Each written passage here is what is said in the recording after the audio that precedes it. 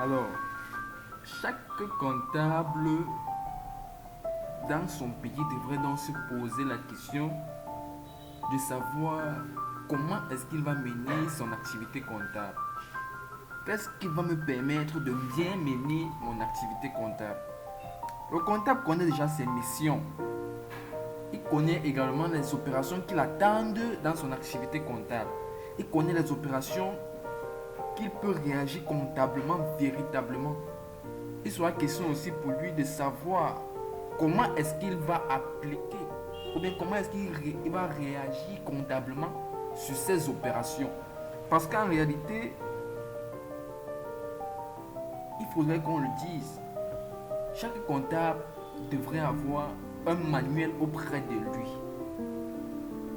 Ce manuel est appelé manuel de procédure comptable en fonction de l'entreprise. Alors, maintenant, il faut aussi comprendre que chaque comptable dans chaque pays devrait réellement respecter également un référentiel comptable en vigueur. Et dans le cadre de l'espace OHADA, le référentiel comptable en vigueur est appelé Acte uniforme relatif au droit comptable et à l'information financière et système comptable OHADA. Alors, cet espace OHADA ou bien ce référentiel est régi par 17 pays membres, à savoir le Cameroun, la Côte d'Ivoire, le Sénégal, le Bénin, Burkina Faso, Mali et plusieurs autres. Le comptable devrait donc se poser la question de savoir, d'accord, c'est ce référentiel que je dois utiliser. Ce référentiel comporte donc quoi? Parce qu'il faut comprendre qu'un référentiel comptable est un cadre normatif qui organise la comptabilité financière dans une entreprise. Il sera donc important pour le comptable de savoir réellement ce qu'il va aller chercher dans le référentiel comptable. Parce qu'en réalité, toute son activité comptable est résumée dans ce référentiel. Donc, ce référentiel a trois parties. La première partie est appelée droit comptable qui comporte 113 articles. La deuxième partie est appelée information financière.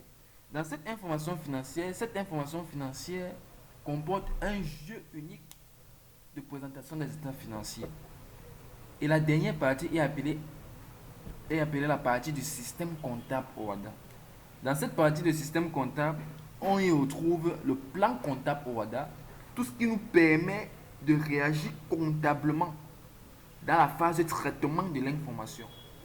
Alors, c'est pourquoi je l'ai dit plus haut que le comptable devrait être en mesure de toujours se poser des questions.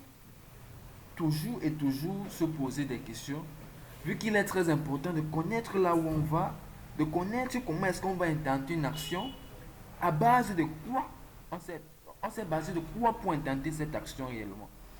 Il devrait donc entrer en présence ou bien en mesure de savoir, si on lui pose la question de savoir pourquoi est-ce qu'il a intenté cette action de cette façon, il devra donc donner une référence par laquelle on devrait donc aller et voir réellement pourquoi est-ce qu'il a intenté une action. Dans le cadre de l'espace OHADA, alors c'est l'acte uniforme que nous utilisons. Les autres pays comme la France a son plan comptable général appelé plan comptable général.